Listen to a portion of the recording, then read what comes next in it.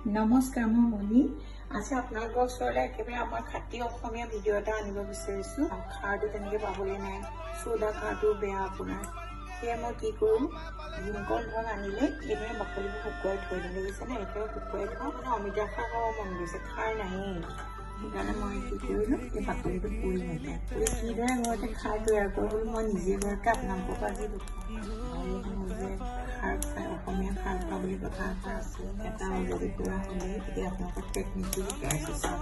এতিয়া মই এটা এগিলাচ পানী লৈছোঁ, অলৰেডি মই এটা বাকলি পুৰিলে, তাৰপিছত মোৰ মনত পৰিলে বোলো কিয়নো আপোনালোককো দেখুৱাইছোঁ। মই কি কৰিছোঁ জানে, ৱাটাৰ বটল এটা আছিলে, ৱাটাৰ বটলটো ফুটাই তাত অকণমান কাপোৰ ভৰাই দিছোঁ। তাৰপিছত গলি খাৰ কৰি আছে, 1 বটল খাৰ পানী হৈ যাব, ফ্ৰিজত থৈ দিব, কিবা মন গ'লে আপোনালোকে খাব পাৰিব। তাৰপিছত যদি ভিডিঅ'টো ভাল পাইছে লাইক কমেণ্ট কৰিব আজিলৈ।